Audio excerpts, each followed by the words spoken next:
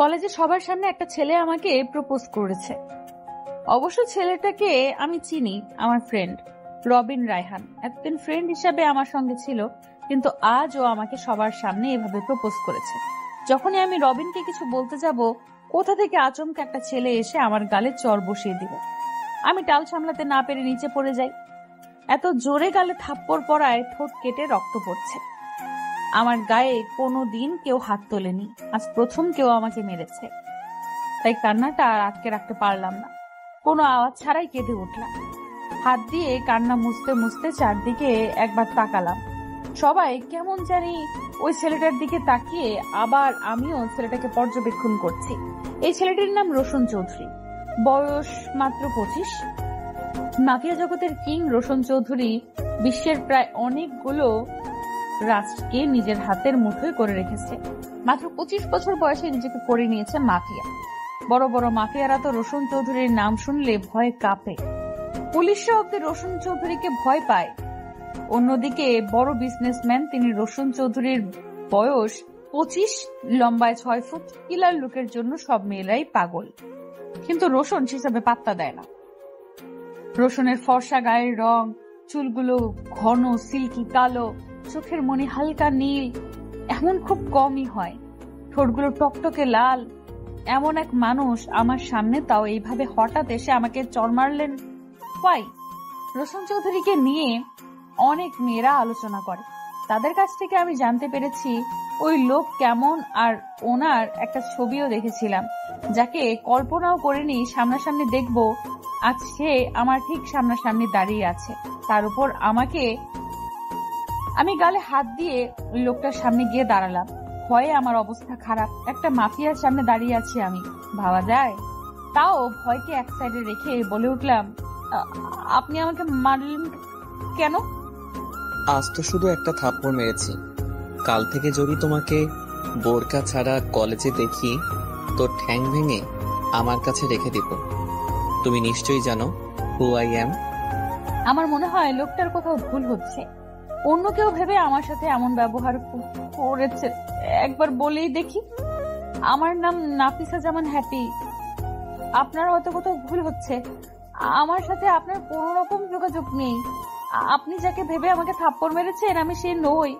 আমাকে যেহেতু ভুল থাপ্পড় মেরেছেন, সেই সুবাদে একটা সরি বলে যান। হোয়াট? এই রোশন চৌধুরী সরি বলবে? না না, আপনাকে সরি বলতে হবে না, আমি সরি। এখন আমি আসি। ওনার সাথে অনেক গার্ডরাও আছে। আমার তো গলা শুকিয়ে কাট। কি এক পরিস্থিতিতে আছি, আজ আমার দিনটা এভাবে যাবে ভাবতেও পারছি না। কোনো মতে এখান থেকে যেতে পারলেই বাঁচি। আমি লোকটার পাশ কাটিয়ে যেতে নিলে আমার হাতের কবজি শক্ত করে চেপে ধরেন। এবার তো আমি চিৎকার করে কান্না করার পালা। এমনিতেই মাফিয়া গুন্ডা, এদের আমার খুব ভয় লাগে। বাংলা বুঝো না? আমি কি বলি আর তুমি কি বলছো? আমি তোমার সম্পর্কে সব জানি, এন্ড এখন যা যা বলেছি শুধু তোমাকেই বলেছি, মিস হ্যাপি। এখন চুপচাপ গাড়িতে গিয়ে বসো। আপনি কেন আমাকে এসব বলছেন? এই প্রথম দেখছি আপনাকে। আপনিও হয়তো আজকে আমাকে প্রথম দেখছেন। আমাকে আমার মতো ছেড়ে দিন। সুন্দরী মেয়ে দেখলে এই মাফিয়াগিরি করতে ইচ্ছে করে, তাই না? উনি আমার গালে আর একটা করে থাপ্পড়। আমি আবার নিচে পড়ে যাই। ঘুম ঘুম চোখে সারা রুমে ঘুরে দেখি, না কেউ তো নেই। আর আমি তো কলেজে না, আমার রুমে। তার মানে এতক্ষণ আমি স্বপ্ন দেখেছি, আর চর খেয়ে কলেজের মাটিতে না বিছানা থেকে নিচে পড়ে গেছি। ও নো, এই কেমন স্বপ্ন দেখলাম আমি, তাও ভোরের স্বপ্ন। না, এই স্বপ্নকে সত্যি হতে দেওয়া যাবে না। নিচে পড়ে আমার কোমরের 12টা বাজছে। কোন দুঃখে যে আমি এরকম স্বপ্ন দেখছি। ছেলেটার মুখও ঠিক মতো দেখলাম না, কেমন ঝাপসা ছিল। এইসব ভাবতে ভাবতে আমার কলেজে যাওয়ার টাইম এসে গেছে। একটা রিক্সা নিয়ে কলেজের উদ্দেশ্যে রওনা দিলাম। আজকে কলেজে রবিনের সাথে তেমন কথা হয়নি। ওকে দেখলেই সেই ভয়ঙ্কর স্বপ্নের কথা মনে পড়ে।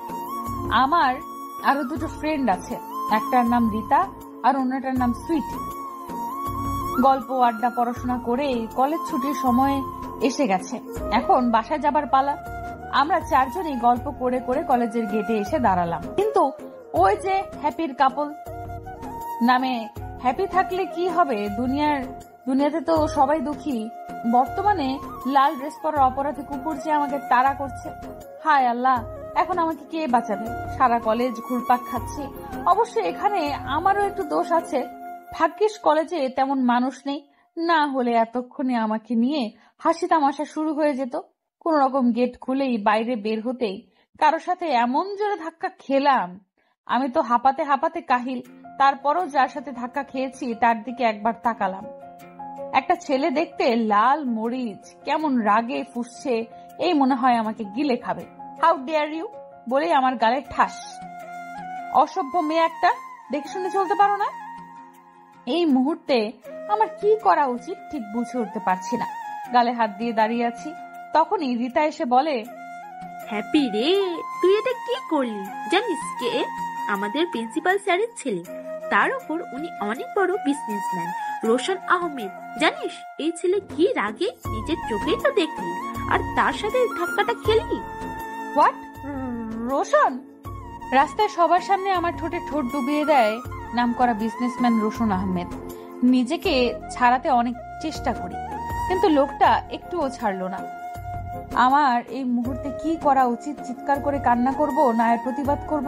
এদিকে রোশন আমার ঠোঁটজোড়া ছাড়ছেই না। এক হাত আমার ঘাড়ে আর এক হাত কোমরে চেপে ধরে আছে, একটুও নড়তে পারছি না। চারদিকে ভিড় হওয়ার আগে রোশনের লোকেরা রোশন আর হ্যাপিকে ঘিরে ধরে, যাতে লোকজন তাদের না দেখে কড়া পাহারা দিচ্ছে। রোশন যখনই আমাকে ছেড়ে দাঁড়ায়, কোনো কিছু না ভেবে এই লোকটার গালে অসভ্য বজ্জাত জানোয়ার একটা, আমাকে টাচ করার অধিকার কোথায় পেলেন? মেয়ে দেখলেই অসভ্যতামি করতে ইচ্ছে করে, তাই না? Shut up. খুব তো নাচতে নাচতে আমার বাবাকে বিচার দিয়ে আসলে। তোমাকে সেদিন থাপ্পড় মেরেছি তো মিস হ্যাপি, পারলে কালো গিয়ে বলো আমি তোমাকে জড়িয়ে ধরে কিস করেছি, তাও তোমার ওই সুস্বাদু ঠোঁটে। লোকটা এত নীচ আমি ভাবতেও পারছি না। আমাকে এভাবে অপমান নাও করতে পারতো। কি এমন করেছিলাম? জাস্ট স্যারকে বলেছিলাম, স্যার আপনার ছেলে সামান্য ধাক্কা লাগায় সবার সামনে আমাকে চড় মেরেছেন। আচ্ছা মানলাম স্যার ভুল বশত ধাক্কাটা লেগেছে, তাই বলে মানুষ মাত্রই তো ভুল, তাই না স্যার? আমার ছেলেটা একটু রাগী রে মা, তুই কিছু মনে করিস না। আসলে মা হারা ছেলে তো, বুঝতেই পারছিস। আমি পড়াশোনাতে ভালো, তাই স্যারের কাছে অনেক ফ্রি ভাবে কথা বলি। স্যাররা ব্রিলিয়ান্ট স্টুডেন্টদের সাথে কথাবার্তা বলায় ফ্রি থাকেন, তেমনি আমি আর স্যারকে কিছু বলিনি। বেরিয়ে আসি, বাসায় যাওয়ার পথে রাস্তায় ওই অসভ্য রোশন আমার সাথে এমন করে। আমি আর এক মুহূর্ত লোকটার সামনে দাঁড়াতে পারছি না। কান্না করতে করতে বাসায় এসে পৌঁছালাম। দৌড়ে রুমে গিয়ে দরজা আটকে দিলাম। রাগ হচ্ছে খুব, রাগে রাগে আমার চুল ছিঁড়তে ইচ্ছে করছে। আমি কি খারাপ মেয়ে? আমার সাথে এমন করলো। লোকটাকে কখনো ক্ষমা করব না। 3 দিন হলো আমি কলেজে যাই না। মা না যাওয়ার কারণে জানতে চাইলেও আমি বলি শরীর খারাপ লাগছে তাই। কিন্তু আমার কেন জানি বারবার মনে হচ্ছে বাসা থেকে বের হলে এই লোকটার সামনে পড়বো, আর আমি চাই না অসভ্য লোকটার সামনে পড়ি। কিন্তু মায়ের চাপে আর ফ্রেন্ডগুলোর চাপে পড়ে যেতে হচ্ছে আজ। রেডি হয়ে যখন বের হব, ভাইয়া বলে ওঠে আজকে নাকি ও দিয়ে আসবে আমাকে কলেজে। ভাইয়ার বাইক আছে, বাইকে করেই নিয়ে যাবে। কলেজের সামনে আমাকে নামিয়ে ভাইয়া চলে গেল। আমি যখন গেটে পা রাখবো, কোথা থেকে কয়েকটা লোক এসে আমাকে জোর করে গাড়িতে তুলে নিয়ে নেয়। আমি চিৎকার করতে পারছি না, মুখ চেপে ধরে। এমন গন্ডারের মতো লোকেদের সাথে আমি আর পেরে উঠতে পারছি না, দম বন্ধ হয়ে আসছে। রোশন আহমেদের ঠিক সামনে আমি দাঁড়িয়ে আছি। একটা সরি বলার জন্য মহাশয় আমাকে এইভাবে গুন্ডা দিয়ে তুলে এনেছেন, ভাবা যায়? শেষে কিনা তার সামনেই আমাকে আসতে হলো, যার জন্য কলেজে আসা বন্ধ করেছিলাম, সেই আবার তারই সামনে। I am really sorry. তোমার সাথে এমন ব্যবহার করা আমার ঠিক হয়নি। আসলে আমার রাগটা কন্ট্রোল করতে পারছিলাম না যখন শুনেছি সামান্য একটা বিষয়ের জন্য তুমি আমার বাবার কাছে নালিশ করে এসেছো। কি ভেবেছেন নিজেকে? আমাকে এইভাবে তুলে এনে সরি বললে এইসব মিটমাট হয়ে যাবে? আপনার মতো অসভ্য ছেলেকে আমি কখনো ক্ষমা করব না। আমি আর এক মুহূর্ত এখানে থাকতে চাই না বলে আমি হাঁটা শুরু ধরলাম, কিন্তু বেশি দূর যেতে পারিনি। আমার হাতটা হ্যাচকা টান দিয়ে লোকটার সাথে মিশিয়ে নেয়। এতে আমার প্রচন্ড রাগ হয়। আমি রেগে কিছু বলতে যাব, ছেলেটা কে ছিল তুমি যার সাথে বাইকে করে কলেজে গিয়েছিলে? আমার সাথে কে থাকবে না থাকবে সেটা দেখা আপনার বিষয় নয়। আর যেই হোক না কেন, আপনার কি? এভাবে ধরে রেখেছেন কেন আমাকে? ছাড়ুন। ভালোবাসি তোমাকে। How funny. প্রথমে আমাকে চড় মারলেন, তারপর সবার সামনে কিস করলেন আর এখন বলছেন ভালোবাসেন। আপনার কি মনে হয় আপনার মতো আমারও মাথা খারাপ? আমি কি কোনো মেন্টাল রোগী নই মিস্টার রোশন আহমেদ? আপনার মতো নিজ মন মানসিকতার ছেলেকে ভালোবাসবো সেটা কখনো হবার না। I just hate you. আমি আপনার মুখও দেখতে চাই না। তোমাকে পাবো না জেনেও ভালোবেসেছি। ভালোবাসলেই পেতে হবে বিশ্বাস করি না। না পাওয়ার কষ্টটা যেমন সুখটাও তেমন। তবুও বুকের মাঝে জমে থাকা একটি দীর্ঘশ্বাস বের হবার পথ পায় না। সেই দীর্ঘশ্বাস আঁকড়ে ধরে বাঁচার জন্য তোমাকে চাই। সে যত যুদ্ধ করেই হোক আমার তোমাকেই চাই। সাইদ। জি স্যার। ওকে ওর বাসায় পৌঁছে দিয়ে আয়। আমার দুটো পা আছে, আমি নিজেই যেতে পারবো। এই মেয়ে বেশি কথা বলা আমি পছন্দ করি না। ওর সাথে যাবে নয়তো এখানেই থাকতে হবে। চলুন। প্রথম দেখায় কখনো ভালোবাসা হয় না, যা হয় তা হলো ভালো লাগা। আর সেই ভালো লাগা নিয়ে ভাবতে থাকলে সৃষ্টি হয় ভালোবাসার। ভালোবাসি তোমাকে হ্যাপি। কিরে, আজ এত তাড়াতাড়ি কলেজ থেকে চলে এলি যে? শরীর ভালো আছে তো? ভালো লাগছিল না তাই চলে আসছি। আমি একটু রেস্ট নিব মা, তুমি এখন যাও। কাল সকালে তৈরি হয়ে থাকিস, আমরা নয়নের বিয়েতে যাব। নয়না আপুর বিয়ে? উফ, খুব মজা হবে। ঠিক আছে মা, আমি তৈরি থাকবো। নয়না আমার কাজে। রাতে ছাদের এক কোণায় দাঁড়িয়ে আছি আর ভাবছি আজকের ঘটনার কথা। সত্যি কি লোকটা আমায় ভালোবাসেন? কিন্তু আমার তো লোকটাকে একদমই সহ্য হয় না। না না, একে নিয়ে চিন্তা না করাই ভালো। কানের কাছে শুধু একটাই কথা বাজছে, ভালোবাসি তোমাকে। এখন মনে হচ্ছে সবচেয়ে বিরক্তিকর শব্দ হচ্ছে এইটাই, ভালোবাসি তোমাকে। কেন আমার সাথে এমন হয়? আমার লজ্জা বলতে কিছু নেই। এইভাবে আমার পিছু নিয়েছেন কেন? এটা একটা বিয়ে বাড়ি, আর আজ আমার কাজিনের বিয়ে, আর এখানে কোনো ঝামেলা সৃষ্টি হোক তা আমি চাই না। ভালোই ভালোই আপনি এখান থেকে চলে যান। আমি তোমার জন্য এখানে আসিনি, আমার ফ্রেন্ডের বিয়ে তাই এসেছি। আচ্ছা মানলাম আপনি আপনার ফ্রেন্ডের বিয়েতে এসেছেন, আমাকে এইখানে এই নির্জন জায়গায় টেনে আনলেন কেন? তোমার সাথে ওই ছেলে ম্যাচিং করে পাঞ্জাবি পরেছে কেন? ওর সাথে তোমার কিসের সম্পর্ক? হোয়াট? আপনার কমন সেন্স বলতে কিছু নাই? ও আমার নিজের ভাই, বুঝলেন? আর আমি যার সাথে ইচ্ছা থাকবো তাতে আপনার কি? ফাউল ছেলে একটা। ছাড়ুন আমাকে। কেউ দেখে ফেললে আপনারও তো কিছু হবে না, হবে এই হ্যাপির। এইসব পেঁচাল ছেড়ে আপনি আপনার মতো চলুন, আমাকে আমার মতো থাকতে দিন। আমি কি করছি বা কার সাথে থাকছি এইসব বিষয় আপনার না জানলেও চলবে। ভালোবাসি যতটুকু ভালোবাসা যায়। ভালোবাসি ভীষণ ভাবনায়, ভালোবাসি শয়নে স্বপনে জাগরণে, জানা অজানায়, অসীম ভালোবাসায়। ভালোবাসি বলেই তোমাকে জানতে চাই। তখনই আচমকা বাবা এসে আমাকে টানতে টানতে বাসায় নিয়ে আসলেন। এসে আমাকে রুমে বন্দি করে রাখলেন। আমি কান্না করতে করতে বাবাকে বললাম, বিশ্বাস করো বাবা, ওই ছেলেটার সাথে আমার কোনো সম্পর্ক নেই। তুমি আমাকে ভুল বুঝছো বাবা, প্লিজ আমাকে ছেড়ে দাও। মনে হলো আমার বাবার কথা কানে পৌঁছায়নি। তিনি যেমন জেদ ধরেছেন তেমন কাজ করেছেন। বুঝতেই পারছি বাবা আমাকে এইভাবে রোশনের সাথে ক্লোজ দেখে রেগে ফায়ার হয়ে গেছেন। রোশন আমার 2 হাত দেয়ালের সাথে চেপে ধরে দাঁড়িয়েছিল। এখন আমি কি করে বোঝাবো বাবাকে রোশনের সাথে আমার তেমন কিছু নেই, যা আছে ঘৃণা। যেদিন থেকে রোশন নামের স্বপ্নটা আমি দেখেছি ওই দিন থেকে আমার জীবন নরকে পরিণত হয়েছে। ওই রোশন নামের শত্রুকে কখনো ক্ষমা করব না আমি। আজ আমার সাথে যা যা হচ্ছে সবকিছুর জন্য দায়ী রোশন। কাঁদতে কাঁদতে কখন যে চোখ দুটো লেগে গেছে বুঝতেই পারিনি। মায়ের ডাকে চোখ মেলে তাকাতেই রাত 2টা বাজে, আর আমি দরজার সাইডে বসে ঘুমাচ্ছিলাম। মাকে দেখে হাওমাও করে কেঁদে উঠলাম। মা, বিশ্বাস করো ছেলেটার সাথে আমার কোনো সম্পর্ক নাই। বাবাকে বোঝাও তুমি মা, আমি ইচ্ছে করে কিছু করিনি মা। যাই হোক, বাবার মান সম্মান পোড়াটা যাওয়াসনি তুই। মানে? ছেলেটা সব দিক থেকে খুব ভালো, তোকে বিয়ে করতে রাজি। 7 দিন পরে তোদের বিয়ে তোর বাবা আর রোশনের বাবা মিলে ঠিক করেছেন। আমাকে না জানিয়ে তোমরা ওই বজ্জাত ছেলের সাথে আমার বিয়ে ঠিক করে ফেললে। আমি ওই ছেলেকে বিয়ে করব না মা, তুমি বাবাকে বলে দিও।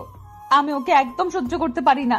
সামান্য একটা ভুলের জন্য আমাকে এরকম একটা শাস্তি দিও না, এটা আমি মেনে নিতে পারবো না। একদিন না একদিন তোকে তো স্বামীর বাড়ি যেতেই হবে, তাই না? আজ যখন আমাদের সম্মান নিয়ে টানাটানি, তোকে তো এই বিয়ে করতেই হবে মা। ওই ছেলের সাথে তোকে শুধু তোর বাবা একা দেখেনি, ওনার সাথে আরো কয়েকজন লোকও ছিল। ঘটনাটা পাঁচকান হওয়ার আগে তোকে এই বিয়ে করতে হবে। তোর বাবাকে যদি বাঁচাতে চাস তাহলে এই বিয়ে তুই করবি। হ্যাঁ মা, হ্যাঁ, আমি রোশন আহমেদকে বিয়ে করব। আমার জন্য তোমাদের কোনো ক্ষতি হোক তা আমি চাই না। আমাকে তোমরা যেমনে বলবে তেমনি চলবো। এই তো আমার লক্ষ্মী মেয়ে। এবার দেখি, হা কর তো, খাবারটা খেয়ে নে, আমি খাইয়ে দিচ্ছি। থ্যাংক ইউ বাবা, তোমাকে অনেক অনেক ধন্যবাদ আমার আর হ্যাপির বিয়ে 7 দিন পর ঠিক করার জন্য। কুল মাই সান, আমিও তোমার মাকে ভালোবেসেই বিয়ে করেছিলাম। আর আমি এটাও বুঝি ভালোবাসা হারালে কেমন কষ্ট পেতে হয়। তাই আমি চাই না ভালোবেসে আমার ছেলেটা কষ্ট পাক। তোমাকে ভালোবাসাটা যদি আমার পাগলামি হয়ে থাকে, তবে তোমাকে না পাওয়া পর্যন্ত আমি সেই পাগলামি করে যাব। তাতে যদি আমার প্রতি তোমার অভিমান হয়, তবে ভেবে নিও ভালোবাসা এভাবেই হয়। তোমাকে ভালোবাসাটা যদি আমার পাগলামি হয়ে থাকে, তবে তোমাকে না পাওয়া পর্যন্ত আমি সেই পাগলামি করে যাব। তাতে যদি আমার প্রতি তোমার অভিমান হয়, তবে ভেবে নিও ভালোবাসা এভাবেই হয়। দেখতে দেখতে 5টা দিন পার হয়ে গেল। বিয়ের আর 2 দিন বাকি। 2 দিন পরে আমি অন্য কারো হয়ে যাব, আর যাকে আমি সহ্যই করতে পারি না তার সাথেই সারা জীবন কাটাতে হবে। এই কেমন বিচার! কি পাপ করেছি আমি? তার মাসুল এইভাবে আমাকে দিতে হচ্ছে। হ্যাপি, তৈরি হয়ে নে, নিচে রোশন এসেছে, তোকে নিয়ে শপিং করতে যাবে। 2 দিন পর বিয়ে, তার জন্য দুজন মিলে শপিং করে আয়। না, আমি ওই ছেলেটার সাথে কোথাও যাব না। একদিনের জন্য আমাকে একা ছাড়ো প্লিজ। আমি ওই লোকটার মুখ দেখতে চাই না। 2 দিন পর যার সাথে সংসার করবি আর এখন বলছিস তার মুখ দেখতে চাস না? জাস্ট 6 মিনিট তৈরি হয়ে নিচে আয়, না হলে তোর বাবা রেগে যাবে। আর তুই তো সেদিন বললি আমরা যা বলবো তাই শুনবি, তাহলে এখন সেটাই কর। গাড়িতে চুপচাপ বসে আছি আমি, আর আমার পাশে রোশন ড্রাইভ করছেন। রাগী ফেস নিয়ে বসে আছি আমি। এই লোকটার সাথে হেসে হেসে কথা বলা আমার জন্য ইম্পসিবল। তার জন্যই মনের ভেতর রাগ আর চুপচাপ বসে থাকাই ভালো। হঠাৎ গাড়িতে গান বেজে উঠল। রাতের সব তারা আছে দিনের গভীরে, বুকের মাঝে মন যেখানে, রাখবো তোকে সেখানে। তুই কি আমার হবি রে? রাতের সব তারা আছে দিনের গভীরে, বুকের মাঝে মন যেখানে, রাখবো তোকে সেখানে। তুই কি আমার হবি রে? মন বাড়িয়ে আছে দাঁড়িয়ে, তোর হৃদয়ে গেছি হারিয়ে। তুই জীবন মরণ সবই রে, তুই কি আমার হবি রে? সহ্য তো একটা খাটাস বেটা, আজব একটা খাটাস মাইয়া। উফ, কোন ঝামেলায় পড়লাম। এর সাথে নাকি আমার সারা জীবন থাকতে হবে, ভাবা যায়? বিয়ের শাড়ি গয়না সব রোশনের চয়েসে কেনা হয়েছে। আমাকে কিছু বললে আমি কোনো রেসপন্স দেইনি। যা ইচ্ছা করুক, আমার কি? আমার মতো তো আর বিয়ে হচ্ছে না যে আমি নাচতে নাচতে শাড়ি গয়না কিনবো। যার মতে হচ্ছে সেই কিনুক। কেনাকাটা শেষে একটা রেস্টুরেন্টে নিয়ে আসলেন, 2টো কফি অর্ডার দিলেন। আমি চুপচাপ কফি খাচ্ছি, আর এই লোকটার সাথে একটুও কথা বলার ইচ্ছে নেই আমার। তাই যা বলছেন সব সহ্য করে যাচ্ছি। হ্যাপি মাই বেবি, বলো তো আমরা হানিমুনে কোথায় যাব? What baby? আমি ওনার কোন জন্মের বেবি? এসব কোন ধরনের ন্যাকামি? একদম ন্যাকা সাজবেন না। আপনার জন্য আজ আমার এই দশা, আর আসছেন হানিমুন নিয়া। ঠিক আছে, হানিমুন ক্যান্সেল। এখন আমরা বাসর রাত নিয়ে কিছু আলোচনা করি। আমার আর সহ্য হলো না, ওখান থেকে চলে আসি। গাড়ির কাছে রোশন ও পেছন পেছন আসছে। এসে ধপাস করে গাড়ির সিটে বসে পড়ি। হ্যাপি সোনা, এভাবে চলে এলে কেন? আমাদের আলোচনা তো এখনো শেষ হয়নি। আর একটা কথা যদি আপনি বলেন, তাহলে আমার চেয়ে খারাপ আর কেউ হবে না। খুন? তোমার একমাত্র হবু বরকে তুমি খুন করবে? বিয়ের আগে বিধবা হতে চাও? দেখো হ্যাপি, আমার এত তাড়াতাড়ি মরার শখ নাই। আগে আমাদের বিয়ে, তারপর বেবি, বেবির বিয়ে, তারপর বেবি হবে, ওদেরও বিয়ে, তারপর ওদেরও বেবি। এসব না দেখে তো আমি মরছি না। That's it. এবার মনে হয় আমার মেন্টাল হসপিটালে খোঁজ নিতে হবে। আমি আর পারছি না। এমনিতেই রাগে আমার গা জ্বলে যাচ্ছে, তার উপর এই ছেলের বকবকানি অসহ্য। ইচ্ছে করছে নিজের মাথা নিজেই ফাটিয়ে ফেলে। উফ, গাড়ি স্টার্ট দিবেন নাকি আমি গাড়ি থেকে নেমে নিজেই চলে যাব? এভাবে রেগে ফায়ার হচ্ছ কেন? জানো তোমাকে রাখলে পেতনির মতো লাগে। হোয়াট? এই হ্যাপি আর পেতনি?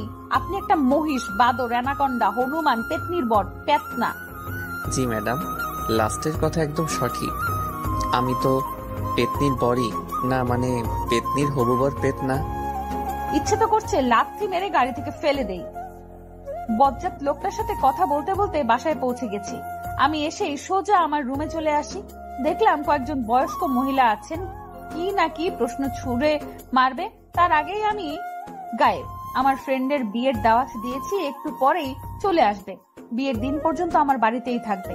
রীতা আর সুইটি ওরা দুইটাই বর্তমানে আসছে। এসেই তো জানতে চাইবে আমি কাকে বিয়ে করছি। রোশনের কথা জেনে ওদের সিন ক্রিয়েট কেমন হবে কে জানে। এই তোরা কি করছিস? দে আমার মোবাইল। কাকে কল করতে যাচ্ছিস? আরে দে না। তুই তো সেই কখন থেকে বলছি এনা তোর বরের নাম বল, আর তোর হারামি ভাইটাও তো বলছে না।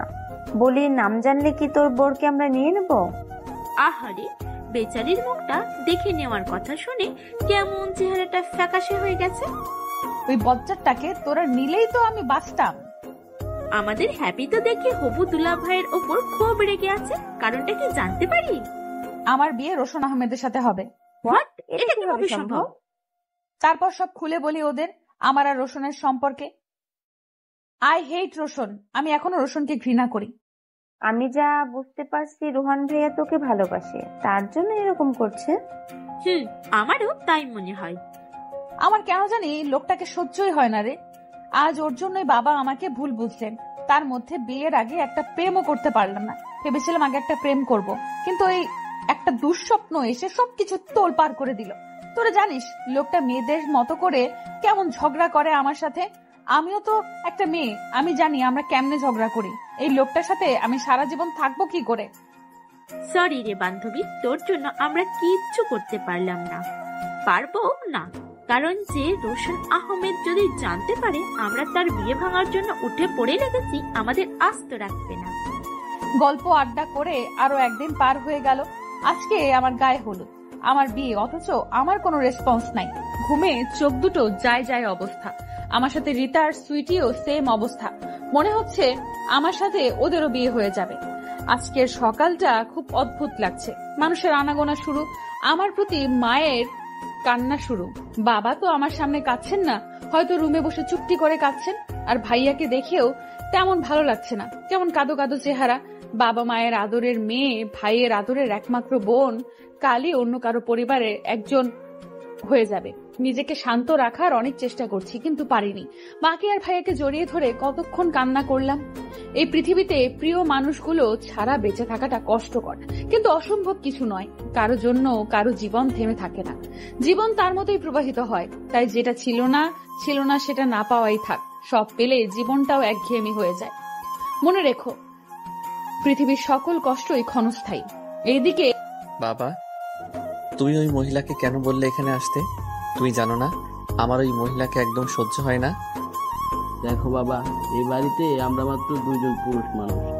এই বাড়িতে তো একজন মহিলা তো অবশ্যই প্রয়োজন। তাই তোর ফুপিকে বলেছি আসতে, তুই ম্যানেজ করে নিস। আমার মায়ের নামে বাজে কোনো কথা যেন ওই মহিলার মুখে না শুনি, এটাই আমার শেষ কথা। রাতে ড্যান্স ফাংশন হবে, তাই রীতা, সুইটি, ভাইয়া প্রোগ্রামের আয়োজন করছে।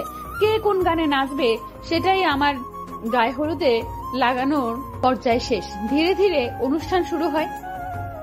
मैं तेरी आँखों में रहता हूँ, तुझे पता न चले, तेरे हर पल में गुजरा हूँ, तुझे पता न चले, करे तो फिर क्या करे, तेरे बिना कैसे जिए, आँखों में प्यार लिए, बोलो कहाँ कहाँ फिरे, सजनी पास बुलाओ ना, कि दिल आज टूटा है, आज टूटा है, सजन मान जा।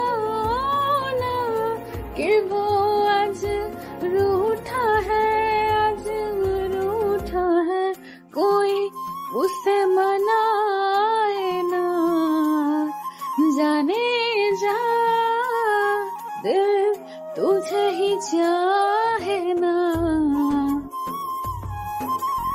জালরাজ ব্র্যান্ডের সব গানই আমার ভালো লাগে।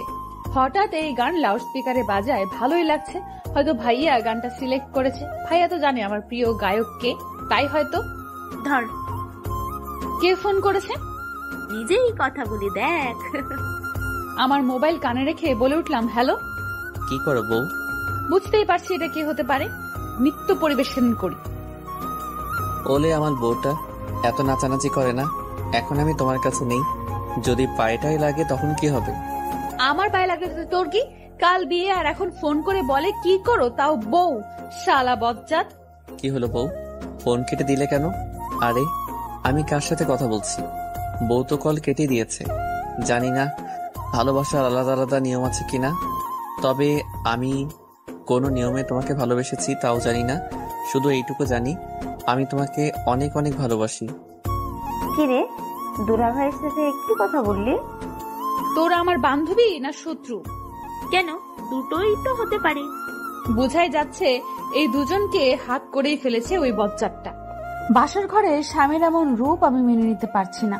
লোকটা তো ভালোবেসেই আমায় বিয়ে করেছে, তাহলে আমার সাথে এমনটা কেন করছে? কি হলো, কথা কানে যায় না? এই রুমে তুমি থাকতে পারবে না, যাও বারান্দায় গিয়ে ঘুমাও। তোমার সাথে এক রুমে থাকা আমার পক্ষে সম্ভব না। বাহ, কাল পর্যন্ত যে মানুষের আমার প্রতি প্রেম উতলিয়ে পড়ছিল, আর বিয়ের পর সেই আসল মুখোশ দেখিয়ে দিলেন। শুনুন, আমারও আমার মতো একটা লোকের সাথে এক রুমে থাকার কোনো ইচ্ছে নেই। যত সব বলে আমি বিছানা থেকে উঠে পড়ি, কিন্তু হাতে একটাও বালিশ নেই। বারান্দায় গিয়ে পাটা বাড়াতেই রোশন আমাকে টেনে ওর বুকের সাথে মিশিয়ে নেয়। কি হলো, আমি তো চলেই যাচ্ছি, এভাবে জড়িয়ে ধরলেন কেন? একটা ধাক্কা দিয়ে। একদম আমার কাছে আসার চেষ্টা করবেন না। আবার আমার হাত ধরে টেনে ওনার সাথে মিশিয়ে নিলেন। আমি ছাড়ানোর চেষ্টা করি। ভালোবাসি তোমাকে কিভাবে বলো? আমার এই মিষ্টি বউটিকে বারান্দায় শুতে দেই। তোমার সাথে সারা জীবন থাকবো বলেই তো এত কিছু।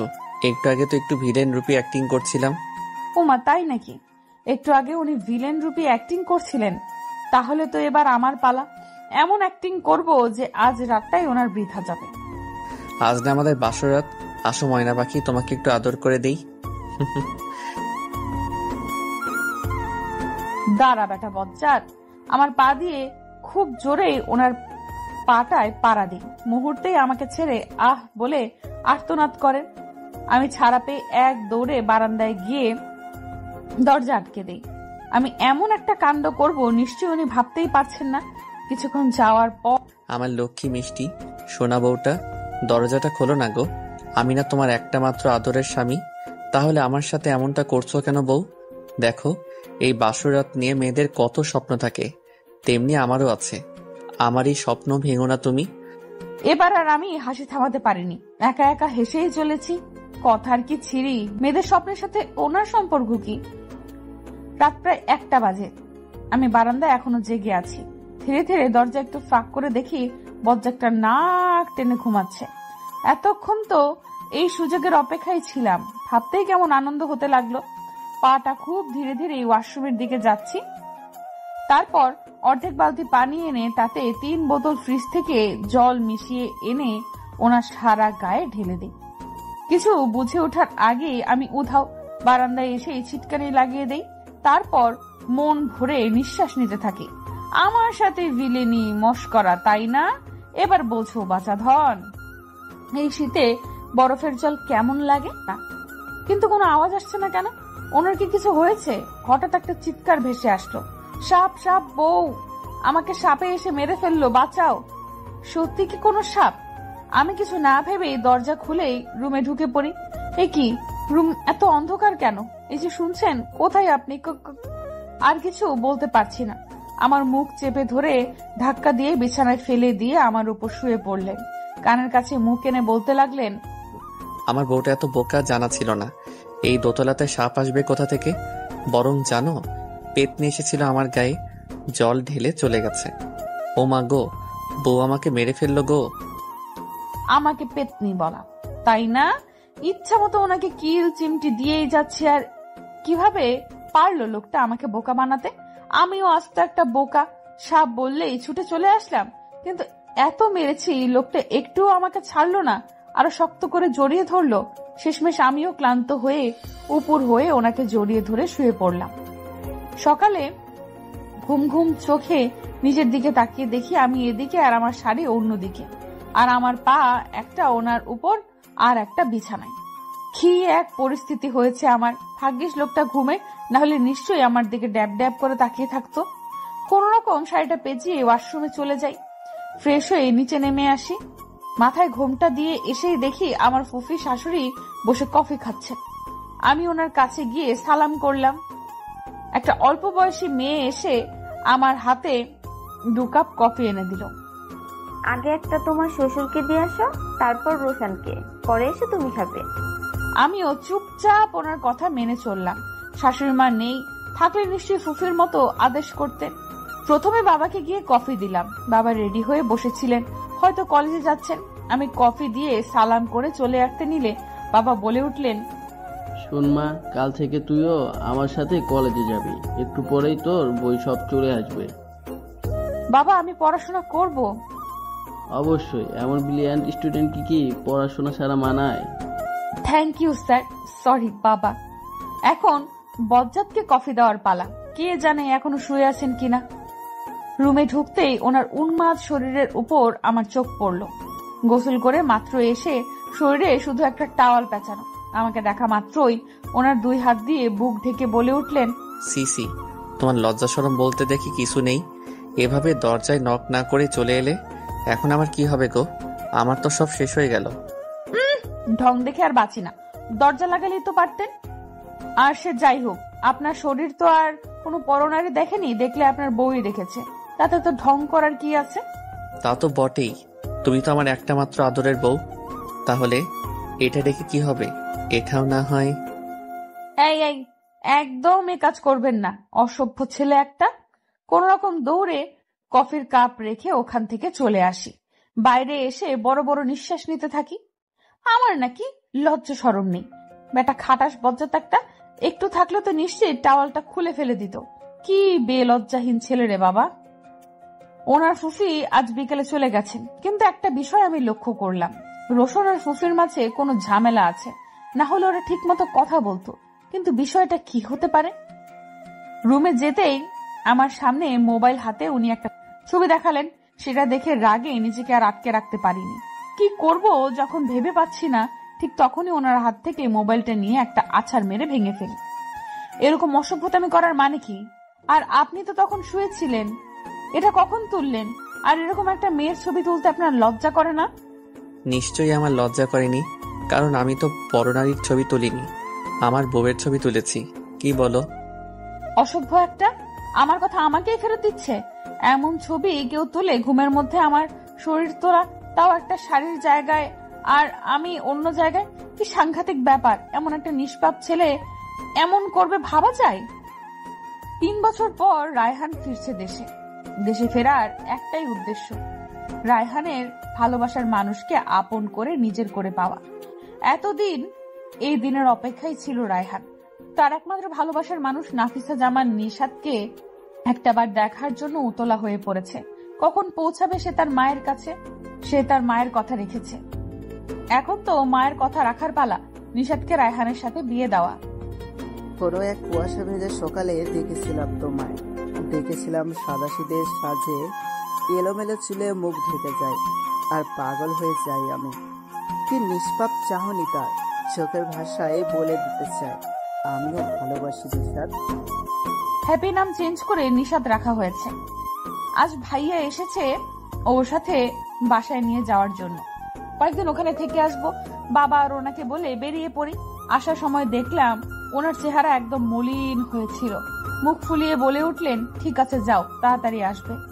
ভাইয়া পাশে ছিল তাই কিছু বলতে পারেনি। অবশেষে বাসায় এসে পৌঁছলাম। এদিকে না, একটা নজর আগে নিশাদকে দেখে আসি কেমন আছে। আমার যে টস হয়েছে না, তারপর না হয় বাসায় যাব। কলিং বেল বাজতেই আমি গিয়ে দরজা খুলে দিই।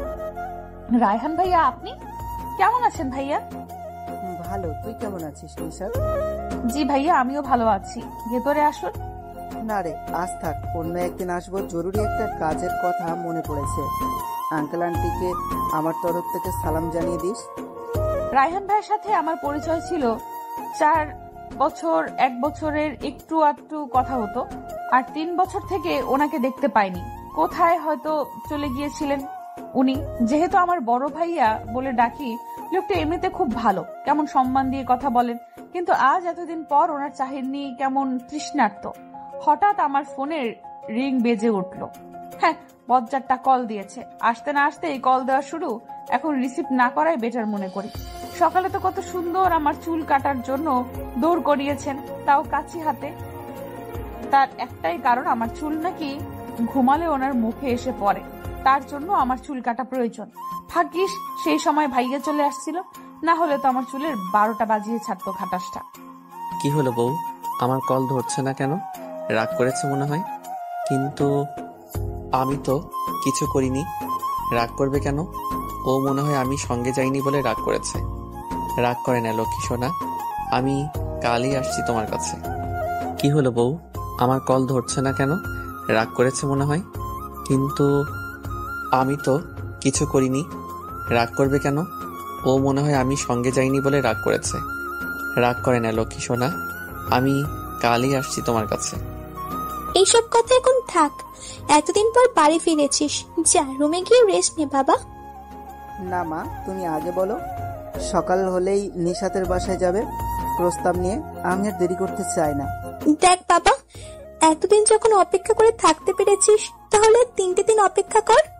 ঠিক আছে মা, তুমি যা ভালো মনে করো, কিন্তু একটা কথা, আমার শুধু নিশাতকেই চাই। রায়ানের মা ভাবতে লাগলেন, হে আল্লাহ, এখন আমি কি করব? এই ছেলে তো মেয়েটাকে ছাড়া কিছুই বুঝতে চাইছে না। আমার ছেলের জীবন কি আমার জন্যই নষ্ট হয়ে যাবে? কিন্তু আমি তো এটা চাইনি। যেদিন রায়হান আমাকে নিশাতের কথা বলেছিল, আমি নিজে রায়হানকে বলেছিলাম, বাবা এখন তো তুই বেকার, কোনো কাজকর্ম করিস না, মেয়েটাকে এনে কি খাওয়াবি? তার চেয়ে বরং তোর বাবার বিজনেসের কাজে জয়েন করে নিজের পায়ে দাঁড়া। আমি তোকে কথা দিচ্ছি, ওই মেয়ের সাথে আমি বিয়ে দিব। তার জন্যই আমার ছেলেটা কাজের জন্য দেশের বাইরে চলে গিয়েছিল। 3 বছর পর এখন যদি জানতে পারে তার প্রেয়সী অন্য কারোর সাথে বিয়ে হয়ে গেছে, তখন আমার ছেলেটা কি করবে? সব দোষ আমার। এই ভাই, আমার বিয়ে হয়ে গেছে বলে আমার সাথে একটু গল্পও করবি না? বলে তোর হৃদয়ে দয়া মায়া বলতে কিছু নেই? দেখো, এখনো কিছু বলছে না। ও ভাইয়া। কে আপনি? আর আমার রুমে কি করছেন? মা, ও মা, এই মেয়েটা কে দেখো তো। আমি কে তাই না? দাঁড়া, বোঝাচ্ছি তোকে আমি কে। আমি কে হই তোর? আরে এ তো দেখি আমারই একমাত্র বোন। বলে আমার বোনটার কি হয়েছে, কাঁদছে কেন? হোয়াট? আমি কাঁদছি? ফাজিল ভাই একটা। মনে হচ্ছে আমার আর আমি কোনো ভূতের মুভি করছি। সারা রুম কেমন ভয়ে ভয়ে আওড়াচ্ছি। তার একটাই কারণ, রুমে আমি একা আর মোবাইলে গেম খেলছি। হঠাৎ আমার নাম ধরে কেউ ডেকে উঠলো, নিশাত। আমি তো কাউকে দেখতেই পাচ্ছি না, কে হবে? ভূত না তো। ধীরে ধীরে ব্যালকনিতে যেতেই পেছন থেকে কেউ আমাকে জড়িয়ে ধরলো। আমি যখনই চিৎকার করব, লোকটা বলে উঠলো, বউ কেমন আছো? তার মানে আপনি আমাকে ভয় দেখাচ্ছিলেন এতক্ষণ? যা দুষ্টু, আমি ভয় দেখাতে যাবো কেন? আমি তো মজা করছিলাম। অসভ্য একটা, ছাড়ুন আমাকে। লোকটা তো ছাড়ছেই না, আরো পারলে আমার গলায় মুখ ডুবালো। কাঠ থেকে চুল সরিয়ে সেখানে চুমু খেতে লাগলো। আমি চোখ বন্ধ করে তা উপভোগ করছি। হঠাৎ মনে পড়লো দরজা খোলা, যদি কেউ চলে আসে, তাই ওনাকে হালকা ধাক্কা দিয়ে রুমে চলে আসি। আপনি ফ্রেশ হন, আমি নাস্তা নিয়ে আসছি। রান্নাঘরে যাওয়ার সাথে সাথে মা আমার হাতে নাস্তার ট্রে ধরিয়ে দিলেন। আমিও চুপচাপ নিয়ে আসি। রুমে এসে দেখি উনি আমার ছোটকালের পুতুল একটা ভেঙে ফেলেছেন। 3টা থেকে একটা ভেঙে টুকরো টুকরো করে দিয়েছেন। আপনি আমার পুতুল ভাঙলেন কেন? তার একটাই কারণ, এখানে শুধু আমি আর তুমি থাকবো, তৃতীয় কোনো ব্যক্তি বা পুতুলও না। That's it. এখানে আর একটা পুতুল আর 2টা ছেলে পুতুল ছিল, তাই বলে একটা ভেঙে ফেলতে হবে? কি আজব লোক একটা। আপনি ছাদে আর আমি সারা বাড়ি খুঁজে বেড়াচ্ছি আপনাকে। আমাকে চোখে হারাচ্ছ বুঝি? অবশ্যই না, এই প্রথম আপনি আমার বাসায় এসেছেন। জামাই হিসেবে আপনার খেয়াল রাখার দায়িত্ব অবশ্যই আমার। এতে চোখে হারানোর কি আছে? আমাকে তুমি চোখে হারাও না, তাই না? এইভাবে এগোচ্ছেন কেন? ওমা, স্বামীর খেয়াল রাখবো তাই তো কাছে আসছি। কাছে না আসলে খেয়াল রাখবে কি করে? আমি আপনার খেয়াল দূর থেকেই রাখতে পারবো, কাছে আসার কোনো প্রয়োজন নেই। দেখুন, আর কিছু বলতে পারলাম না। ওনার ঠোঁটের সাথে আমার ঠোঁট মিলিয়ে নিলেন, পরম আবেশে ঠোঁট দুটো চুমু দিতে থাকেন। আমি আর ওনাকে আটকাই না। দিন একবার হলেও একটু ভালোবাসা পাবার জন্য আমিও ছটফট করি। যাই হোক, অবশ্য একমাত্র স্বামী আমার। আজ কলেজে এসেছি বাবার সাথে, আর বাসায় যাব ওনার সাথে। তাই ছুটি হওয়ার সাথে সাথে রিতা, সুইটি, রবিনকে ক্লাসে ফেলে চলে আসি আমি গেটে। এসে দেখি উনি গাড়িতে হেলান দিয়ে দাঁড়িয়ে আছেন। আমাকে দেখার সাথে সাথে একটু এগিয়ে আসলেন। আমিও এগোতে লাগলাম। আমাদের ঠিক মাঝখানে এসে দাঁড়ান রায়হান ভাইয়া। ওনাকে এইভাবে আমার সামনে দাঁড়িয়ে থাকতে দেখে কেমন অপ্রস্তুত হয়ে উঠি। ভাইয়ার পেছনে উনি দাঁড়িয়ে আছেন। ভাইয়া, আপনি এখানে কিছু বলবেন? আয়, তোকে বাসায় ড্রপ করে দিয়ে আসি। ওইদিকেই যাচ্ছিলাম, তাই ভাবলাম তোকেও সাথে করে নিয়ে যাই। থ্যাংক ইউ ভাইয়া। আসলে আমি ওনার সাথে চলে যাব। ও, আপনাকে তো পরিচয় করিয়ে দেওয়াই হয়নি। ইনি হচ্ছেন আমার স্বামী রোশন আহমেদ। নিশাতের মুখে স্বামী শব্দ শুনে রায়হানের বুকে চিনচিন ব্যথা শুরু হলো। কি বলছে এসব নিশাত? ওর স্বামী মানে কি? না না, এটা হতে পারে না। নিশাত শুধু আমার, অন্য কারো না। হয়তো নিশাত আমার সাথে ফাজলামি করছে, কিন্তু ও তো এমন মজা আমার সাথে কখনো করে নাই। নিশাতের মুখে মিষ্টি হাসি দেখিয়ে রায়হান তার হাত বাড়িয়ে দিল রোশনের দিকে। হাই মিস্টার রোশন, আমি রায়হান চৌধুরী। রোশন হ্যান্ডশেক করে বলে, হ্যালো। তা নিশাত বিয়ে কবে করলি?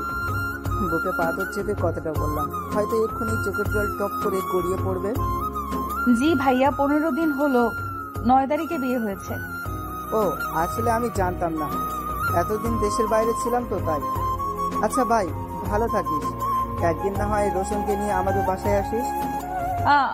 আপনি কি হয়েছে, এভাবে রেগে আছেন কেন? ছেলেটার সাথে তোমার সম্পর্ক কি ছিল? যা বলছি তার সঠিক উত্তর দাও। ওনারা আমাদের প্রতিবেশী ছিলেন। আমাদের বাসার পাশে রায়হান ভাইয়ার বাসা ছিল। তারপর তাদের কিছু একটা হয়েছিল, ওখান থেকে চলে যান। আর 3 বছর পর ভাইয়া দেশে এসেছেন। আমাকে দেখেই ভাইয়া ভালো মন্দ জিজ্ঞাসা করেন, আর কিছু না। ঠিক আছে, গাড়িতে বসো। এদিকে রায়হান তার বাড়িতে ঢুকে ভাঙচুর শুরু করে। একটার পর একটা জিনিস ভেঙেই চলেছে। মা, তুমি আমার সঙ্গে প্রতারণা করেছো। তোমার কথা তুমি রাখোনি মা। আজ আমার চোখের সামনে নিশাত অন্য কারো। মা, তুমি ভাবতে পারছো আমার নিশাত অন্য কারো হয়ে গেছে? শান্ত হ বাবা, এমন করিস না। আর আমার একটা ভুলের জন্য তুই তোর ফুলের মতো জীবন নষ্ট করিস না। দেখবি নিশাতের চেয়েও সুন্দর মেয়ে তোর জীবনে আসবে। আমার সুন্দর কোনো মেয়ে চাই না মা, আমার শুধু নিশাতকে চাই। তুমি প্লিজ আমার নিশাতকে এনে দাও। এটা যে আর সম্ভব না রে বাবা। নিশাতের স্বামী আছে, ওর একটা সংসার আছে, ও কখনো আসবে না। রায়হান আর কোনো কথা না বলে ওর রুমে চলে যায়, দরজা আটকা দেয়। এদিকে রায়হানের মা দরজায় ধাক্কা দিতে দিতে ক্লান্ত হয়ে চলে গেলেন। চলেই যদি যাবে তবে কেন এসেছিলে আমার সাজানো জীবনে? ভালোই তো ছিলাম, একা একাই পথ চলতে শিখেছিলাম, চলছিলামও বেশ ভালোই। হঠাৎ করে এই জীবনে এলে তুমি, স্বপ্নের রাজ্যে ভাসিয়ে দিয়ে চলেও গেলে দূরে। মাঝখানে এলোমেলো করে দিলে আমায় সাজানো পৃথিবীটাকে। অবশ্য এখানে তোমার কোনো দোষ নেই। পারিনি বলতে তোমায় কতটা ভালোবাসি আমি। আমার এই মন জুড়ে শুধুই তুমি ছিলে, পারিনি তোমায় আগলে রাখতে। আই লাভ ইউ নিশাত, ভালোবাসি তোমাকে, ভালোবেসে যাবো। হাই সুইটার্ট, কেমন আছো তুমি? কতদিন দেখা হয় না বলো তো। হোয়াট? যে দেখি উনি কারোর সাথে ফোনে কথা বলছেন। ওহ বেবি, তুমিও না কি যে বলো। তোমাকে দেখবো বলে আমারও মন কেমন আকুল হয়ে উঠেছে। ওকে, কালই আসবে। আমার আর তর্স হয়েছে না কখন তোমায় দেখবো। আচ্ছা ভাই, ভালো থেকো। কি হলো এটা? উনি কার সাথে এইভাবে কথা বললেন, তাও বেবি বলে? ও মাই গড, ওনার কি গার্লফ্রেন্ড আছে? আমাকে কি ধোকা দিচ্ছেন উনি? কিন্তু এ কেমন ধোকা? বউয়ের সামনেই গার্লফ্রেন্ডের সাথে ফোনে কথা। ডাল মে কুছ কালা হ্যায়। কাল পর্যন্ত ওয়েট করি, যদি কোনো তেরি বেরি দেখি তাহলে ওনার একদিন কি আমার একদিন। সকাল থেকে উনি কেমন সাজগোজ নিয়ে পড়ে আছেন। মনে হচ্ছে আজকে কেউ ওনাকে দেখতে আসছেন, যেমন কোনো পাত্রপক্ষ পাত্রীকে দেখতে আসছে। মেয়েদের মতো কেমন আয়নার সামনে সাজতে ব্যস্ত। কোনো ছেলে এমন হয় আমার জানা ছিল না। আমি কাজের ফাঁকে ফাঁকে ওনার দিকে তাকাই। আজ কলেজের ছুটি, ওনারও অফিস বন্ধ, শুধু বাবা বাসায় নেই, একটা কাজে বেরিয়েছেন, আজ নাও আসতে পারেন। শোনো, পাশের রুমটা একটু দেখো পরিষ্কার আছে কিনা। ও এখানে এসে আজ থাকবে। ওটা কে? একটু পর আসলেই দেখতে পাবে। কেমন রহস্য হাসি দেখতে পাচ্ছি। কি করতে চাচ্ছেন উনি? নিশ্চয়ই এমন কিছু করবেন যা আমার জন্য একদম ভালো হবে না। কি সেটা? কলিং বেল বাজতেই সবাইকে নিষেধ করে দিলেন কেউ যেন দরজা না খুলে, এবং আমাকেও নিষেধ করলেন। তার একটাই কারণ, উনি নিজের হাতে দরজা খুলবেন। চুলে স্টাইল করতে করতে দরজা খুলতে যাচ্ছেন। দরজা খুলতেই একটা মেয়ে ওনাকে জড়িয়ে ধরলো। আমি ভালো করে মেয়েটাকে পর্যবেক্ষণ করে দেখি মেয়েটা খুব মডার্ন ভাবেই সেজেছে, একদম পুতুলের মতো লাগছে। আমি হা করে তাকিয়ে আছি। ওনার সাথে এর সম্পর্ক কি হতে পারে? উফ, কতদিন পর তোমার সাথে দেখা হয়েছে বেবি। তোমাকে দেখে তো আমি আবারও ক্রাশ খেলাম। ও হ্যাঁ, she is my wife Nishita. Nishita, ও হচ্ছে আমার এক্স গার্লফ্রেন্ড মিম রহমান ডিম। আমি ওনার দিকে রাগী ভাব নিক্ষেপ করতেই মেয়েটা বলে উঠল, রোশান, তোর দুষ্টুমি এখনো গেল না? নিজের বউয়ের সামনেও দুষ্টামি। নিশিতা কি ভাববে বলতো? আরে নিশিতাও মিমকে আর কিছু বলতে দেননি। উনি বলে উঠলেন, আহ বেবি, এসব কথা এখন থাক। অনেক দূর থেকে এসেছো, রেস্ট নাও আগে। শালা বজ্জাত, আমার সামনে অন্য একটা মেয়ের সাথে আদিক্ষেতা দেখানো হচ্ছে। মেয়েটা কিছু বলতে চেয়েছিল, তাও বলতে দিলেন না। মা গো, আমাকে কোথায় ফেলে রাখলে? চোখের সামনে সতীন থাকবে, তাও এক্স সতীন? না, আমি আর এ বাড়িতে থাকবো না। এক্ষুনি এখান থেকে চলে যাব। এমন পুরুষের সাথে সংসার করা আমার পক্ষে সম্ভব না। বউকে ঘরে রেখে অন্য মেয়ে নিয়ে ইটিস পিটিস করা, নিজের চোখে এটা দেখা অসম্ভব। যেই ভাবা সেই কাজ। সে লাগে যে আমার কাপড় জিনিসপত্র নিয়ে বেরিয়ে পড়লাম।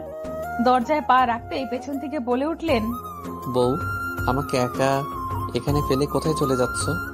ও মা, তাই বুঝি? আপনাকে একা রেখে যাচ্ছি তা কি করে হয়? আপনার তো বেবি আছে দেখলাম, ওকে নিয়ে থাকবেন যত সব। না না, আমার দুটো বেবি লাগবে। হোয়াট? আমার আপনাকে একদম সহ্য হচ্ছে না। আর আমাকে আটকানোর চেষ্টা করবেন না বলে দিচ্ছি। থ্যাংক ইউ বউ, তুমি আমাদের এইভাবে সুযোগ করে দেবে আমি ভাবতেও পারিনি। সত্যিই তো, আমি তো মূর্খের মতো চলে যাচ্ছি ওদের সুযোগ করে দিয়ে। এটা তো আগে ভাবা উচিত ছিল। এখন তো উনি আমার স্বামী, ওনার উপর একমাত্র আমার অধিকার আছে, আর কারো না। হোক সে গার্লফ্রেন্ড, এত সহজে আমার জামাইটারে ছাড়ছি না।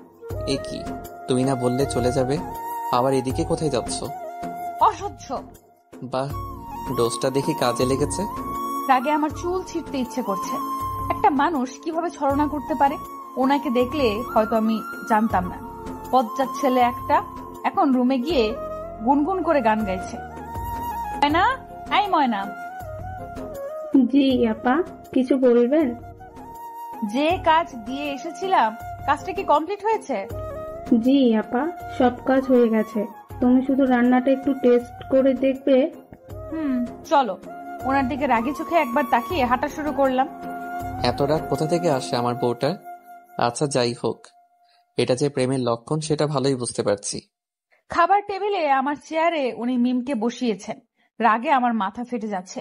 কেন যে এত রাগ লাগছে আমার, ইচ্ছে তো করছে মিমের মাথায় ডিম ফাটিয়ে দিয়ে ফেলি। ওহ বেবি, খাচ্ছ না কেন?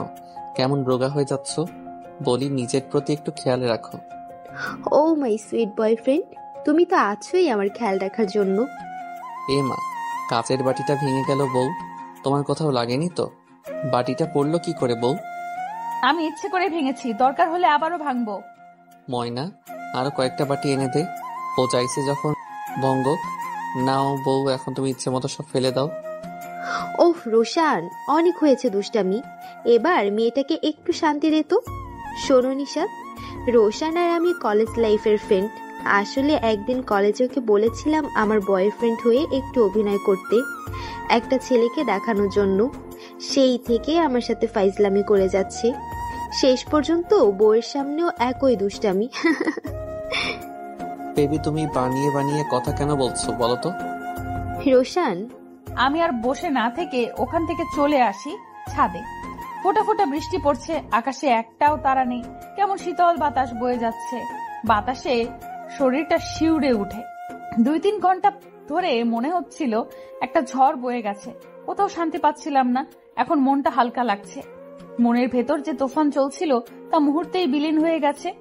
কেন এমনটা হলো? ওনার ধারে কাছে কোনো মেয়ে দেখলে আমার কেন এমন হয়? আমি কি তবে লোকটাকে ভালোবেসে ফেলেছি? ভালোবাসা শব্দটা হয় না কখনো পুরনো, হয় না কখনো মলিন, হয় না ধূসর কিংবা বর্ণহীন, যা শুধু রংধনুর রঙে রঙিন। হোক না সেটা এপার কিংবা ওপারের, তারপরও ভালোবাসা তো শুধু ভালোবাসাই। নিশাদকে দেখে তো মনে হলো ও তোকে ভালোবাসে, তাহলে এমন কেন করছিস ওর সাথে? এইটাই তো দেখতে চেয়েছিলাম, তাই এমন করছি। বউটাকে রাগাতে আমার হেব্বি লাগে। ফাজিল ছেলে একটা, তুই কোনোদিনও শোধরাবার নস। আগে যেমন ছিলি এখনো তেমন, কিন্তু আগের রাগটা আর এখন নেই। রাতে কি হলো? আমার বউটা এমন চুপচাপ হয়ে আছে কেন? এখনো কি রেগে আছে? দেখি তো একবার। হঠাৎ পেছন থেকে কেউ জড়িয়ে ধরলো আমাকে। কি হয়েছে আমার বউটার? এমন বাংলা পাঁচের মতো মুখ করে আছে কেন? কি বললেন আপনি? না না, কই কি বললাম? আমি তো এটাই বলতে চেয়েছি যে অনেক রাত হয়েছে, এইভাবে বসে না থেকে শুয়ে পড়ো। আমার কাজ আছে, আপনি শুয়ে পড়ুন, আমাকে নিয়ে এত ভাবতে হবে না। ও মা, কি কাজ আছে? আমিও তোমাকে সাহায্য করি, চলো। আর তুমি আমার একটা মাত্র বউ, তোমাকে নিয়ে ভাববো না তো পাশের বাসার নানিকে নিয়ে ভাববো নাকি? আসো, দুজনে মিলে কাজ করি। তুই এই কার সাথে কথা বলছি আমি? মিথ্যা বলেও শান্তি নেই, ফাজিল একটা। আপনাকে কষ্ট করে আমার কাজ করে দিতে হবে না, আমি আমার নিজের কাজ নিজেই করতে পারবো বলেই আমি আলমারি থেকে সব কাপড় নামিয়ে গুছিয়ে রাখতে শুরু করি। কি আর করবো, মিথ্যা যখন বলেছি একটা না একটা কাজ তো করতেই হবে। কি হলো? আমার বউয়ের গোছানো জিনিস আবার কেন গুছিয়ে রাখছে? সমস্যা নেই, আমিও একই কাজ করতে পারি। আরে আপনাকে তো বলেছি আমি নিজেই করতে পারবো। আহ বউ, তোমার কষ্ট আমি মেনে নিতে পারছি না, একটু সাহায্য করতে দাও তো। কিছুক্ষণ পর যাক, কাজ শেষ, এবার তো কি আদর। বুঝে গেছি উনি এখন কি চাইছেন। আমিও না বোঝার ভান করে হাই তুলে বলি, খুব ঘুম পেয়েছে আমার, আমাকে ডিস্টার্ব করবেন না বলেই আমি ওপাশ হয়ে শুয়ে পড়ি। বেচারার মুখ দেখার মতো মনে হয়। ধীরে ধীরে কেউ আমার উপরে উঠছে, কে সেটা দেখার জন্য চোখ খুলে তাকিয়ে দেখি বজ্জাতটা আমার উপর আধশোয়া হয়ে শুয়ে আছেন। তার নিঃশ্বাস আমার উপর আছড়ে পড়ছে। কিছুক্ষণ আমার দিকে তাকিয়ে থেকে আমার ঠোঁটের দিকে এগিয়ে আসছেন। আমি বিরক্তির সাথে কিছু বলতে যাব, অমনি ওনার ঠোঁটের সাথে আমার ঠোঁট মিলিয়ে নেন। কেন জানি আমারও আজ ইচ্ছে করছে ওনাকে ভালোবাসতে, তাই আমি ওনার সাথে তাল মিলিয়ে ভালোবাসার সাগরে ডুব দেই। ওনার ঘাড়ে গলায় চুমাতে রাঙিয়ে দেই। আজকে কারো মনে কোনো ঘৃণা নেই, আছে শুধু ভালোবাসা। কয়েক মাস পর সকালে ফ্রেশ হয়ে রান্নার কাজ সেরে নাস্তা করে আমি আর রোশান বেরিয়ে পড়ি। আমি কলেজে আর রোশান অফিসে। বাবা একটু অসুস্থ, তাই ওনার সাথেই যেতে হচ্ছে। গাড়ি থেকে নামার সময় উনি আমাকে জড়িয়ে ধরে কপালে কিস করেন। আমি মুচকি একটা হাসি দিয়ে চলে আসি। যতক্ষণ না কলেজের ভেতরে ঢুকছি ওনার গাড়ি ততক্ষণ ছিল। মনে হচ্ছে আমি ক্লাস 2 এর বাচ্চা। একটা মেয়ে, আজ তো দেখি আমার ফ্রেন্ড একটাও আসেনি, তার মানে সারাটা ক্লাস আমাকে একাই কাটাতে হবে। আমার শরীর কেমন যেন লাগছে, গা গুলিয়ে বমি আসার মতো। আর এক মুহূর্ত এখানে থাকতে পারবো না, গুরুতর কিছু হবার আগে এখান থেকে যেতে হবে। তাই একজন মিসকে শরীর খারাপ বলে চলে আসি কলেজ গেটে। কিন্তু এখানে যে আমার জন্য মহা বিপদ দাঁড়িয়ে আছে আমি ভাবতেও পারিনি। কয়েকটা লোক আমাকে ধরে ইয়া বড় একটা গাড়িতে তুলে নেয়। এরকম অবস্থায় আমি আর চোখ খুলে থাকতে পারিনি, সেখানে জ্ঞান হারাই। বিপদ যখন আসে তখন সেটা না জানিয়েই হঠাৎ আসে। এদিকে রোশানের মন অস্থির হয়ে আছে, কোনো কাজে মন লাগাতে পারছে না। কখন কলেজ ছুটির সময় আসবে সেই অপেক্ষায় আছে। এক এক করে সবাই চলে যাচ্ছে, নিশাতের কোনো খবর নেই। রোশানের সারা শরীর কেমন ঘেমে যাচ্ছে। নিশাতের কোনো দেখা না পেয়ে রোশান কলেজের ভেতরে ঢুকে পড়ে। ওখানে একজন মহিলাকে দেখে রোশান এগিয়ে যায়। নাফিসা জামান নিশাত, ও কোন ক্লাসে বলতে পারেন? ও হ্যাঁ, ও তো অনেক আগেই চলে গেছে। মেয়েটার শরীর খারাপ লাগছিল, তাই আমাকে বলে চলে গেছে। ধন্যবাদ বলেই রোশান এক মুহূর্ত ওখানে না দাঁড়িয়ে চলে আসে গাড়ির কাছে। যখনই গাড়ি খুলতে যাবে বয়স্ক একটা লোক এসে বলে, স্যার, আপনার যদি আপত্তি না থাকে তাহলে একটা কথা বলি। জি বলুন। আমি সকালে খেয়াল করে দেখেছি আপনি একটা মেয়েকে কলেজে নিয়ে গিয়েছিলেন, আর ঘন্টাখানিক পর মেয়েটি এখানে দাঁড়িয়েছিল। তারপর কয়েকটা লোক এসে মেয়েটিকে গাড়িতে করে তুলে নিয়ে যায়। আমি আড়াল থেকে সবকিছু দেখেছি স্যার। আপনার যদি কোনো উপকার হয় তাই বললাম। রোশান কি বলবে বুঝে উঠতে পারছে না। ওর মনের ভেতর যে অস্থিরতা ছিল তা দ্বিগুণ বেড়ে গেছে। দ্রুত ডাইভ করে বাসায় আসে, কিন্তু ফলাফল শূন্য। রোশান নিশাদ চিৎকার করে মাটিতে বসে পড়ে। ভাইয়া, আপনি আমাকে এখানে তুলে এনেছেন কেন? দেখুন, আমার স্বামী চিন্তা করবেন আমার জন্য, আমার এক্ষুনি যেতে হবে বলে আমি বিছানা থেকে উঠে পড়ি। কি হলো ভাইয়া, আমার হাত ধরেছেন কেন? ছাড়ুন, যেতে হবে আমার। আমি তোমাকে যেতে দিব না এখান থেকে, কারণ আমি তোমাকে ভালোবাসি নিশাত। পারছিলাম না তোমায় ভুলে থাকতে। দেখো, আমার দিকে একবার তাকিয়ে দেখো, বড্ড বেশি ভালোবেসে ফেলেছি তোমায়। আমাকে ছেড়ে যেও না প্লিজ, পারবো না তোমাকে ছাড়া থাকতে। তুমি আমার ভালোবাসা, আমি তোমার জান। ভালোবাসার ফুল দিয়ে লিখবো তোমার নাম। তুমি আমার ময়না পাখি, আমি তোমার টিয়ে। তোমায় আমি রাখবো বুকে ভালোবাসা দিয়ে। বাহ, দিন দিন আমার বরটা রোমান্টিক হয়ে যাচ্ছে। তুমি বলতে চাইছো আমার মধ্যে কোনো রোমান্টিকতা নেই? তখনই আমাদের ছেলে ছোট ছোট পা দিয়ে হেঁটে এসে তার বাবাকে জড়িয়ে ধরলো। হ্যাঁ বাবা, চলো আমরা খেলা করি। আমার দিকে তাকিয়ে, আর হ্যাঁ, তোমার ব্যাপারে রাতে দেখব। কি অসভ্য ছেলে একটা। এইদিকে যে করেই হোক আমার ছেলের বিনিময়ে আমি ওর ছেলের প্রাণ চাই। এতদিন ধরে তোমরা সামান্য একটা ছেলেকে আনতে পারছো না। বেশ চেঁচিয়ে কথাগুলো বললেন রানা চৌধুরী। ছলে বলে কৌশলে যেভাবে পারো ওর ছেলেকে আমার কাছে এনে দাও। কি হলো, তোমরা দুজন এইভাবে কাঁদছো কেন? রান্নাঘর থেকে ছেলের কান্না শুনে রুমে এসে দেখি বাবা ছেলে দুজনে বসে বসে কাঁদছে। আরে বলবে তো কি হয়েছে? আমি খেয়াল করিনি, দেখো আমার ছেলেটা খাট থেকে পড়ে গেছে। দেখি রনকের কি হয়েছে। হ্যাঁ সোনা, আমি তো তোমার পাপার কান্না দেখছি। শুনুন, এখানে আপনার কোনো দোষ নেই, আর রনকের তেমন কিছু হয়নি। কোথায় ছেলেকে সান্ত্বনা দিবেন তা না, ছেলের চিৎকার শুনে নিজেই কাঁদছেন, আর আপনার কান্না দেখে রনকও কাঁদছে। এখন কি আপনারা কান্নাটা থামাবেন, না আপনাদের সাথে আমিও কান্না করব সেটার চিন্তাই করছি আমি। হ্যাঁ, আসলে ও পড়ে যাওয়ার সাথে সাথে মনে হচ্ছিল আমার কলিজাটা কেউ ছিঁড়ে নিয়ে যাচ্ছে, তাই আসলে। হয়েছে, আর বলতে হবে না। নাও তোমার ছেলেকে, আমার কাজ আছে বলে ওনার কোলে রনককে দিয়ে আমি চলে আসি। আসলে লোকটার প্রতি দিন দিন আমার ভালোবাসা বেড়েই চলেছে। এমন করে কেউ আমার জানা ছিল না, কেমন আমাদের আগলে রেখেছেন উনি।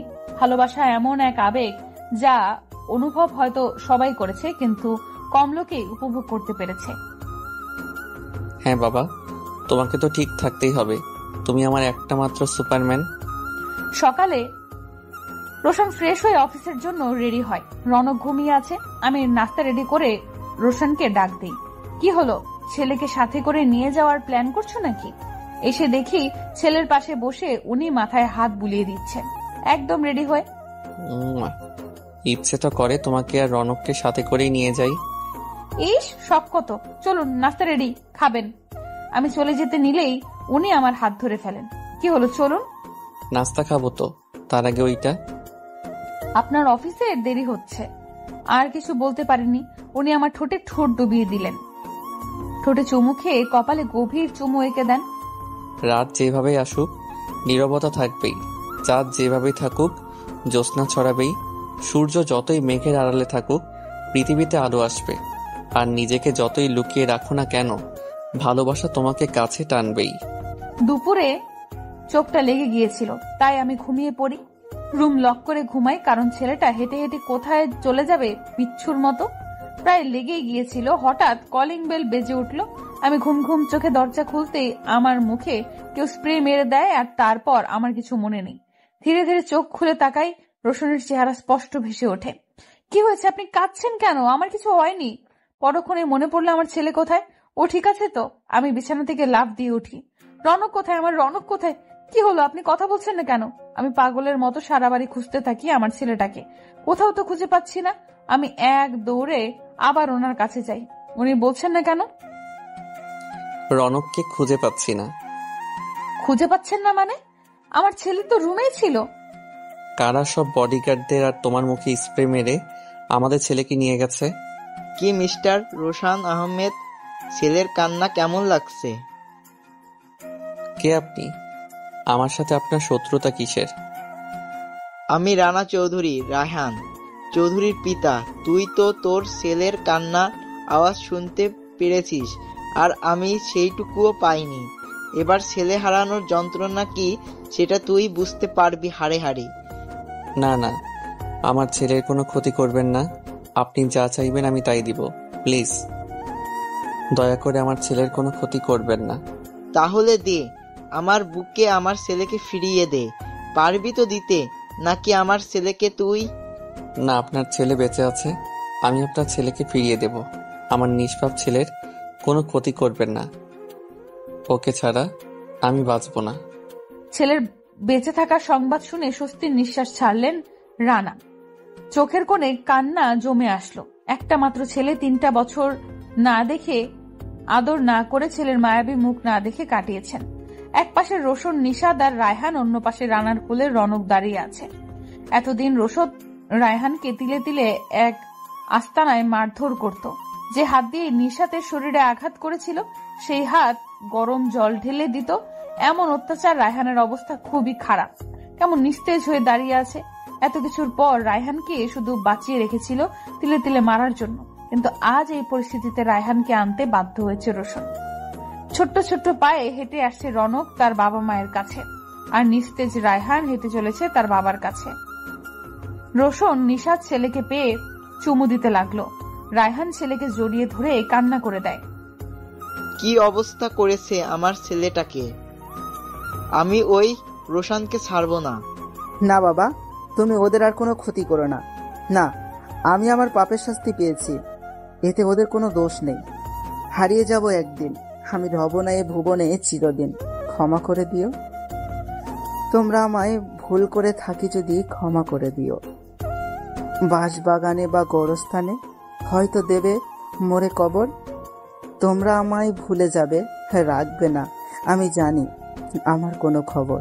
পড়বে কি মনে আমার কথা, ফেলবে কি অস্ত্র কোনোদিন? ছোট্ট মাটির ঘরে আমার দেহ নিতর হয়ে পড়ে রবে। আধার এ কবরে আলোর প্রদীপ কেহ নাহি কব। জাল ব্যথা করবে না কেউ, জানি আমার পাশে কাটাবো একাকী রাত্রি দিন। আমাকে ক্ষমা করে দিও নিশাদ, একটু ভালোবাসার জন্য তখন আমি পাগল হয়ে গিয়েছিলাম, তাই তোমার সাথে আমি। প্লিজ পারলে আমাকে ক্ষমা করো বলেই রায়হান চলে যায়।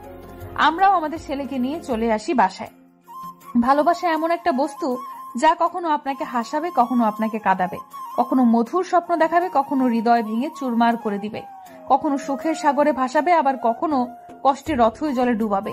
তবুও মানুষ ভালোবাসে, তবুও মানুষ স্বপ্ন দেখে, কারণ এই সব আছে বলেই হয়তো মানুষ বেঁচে থাকে।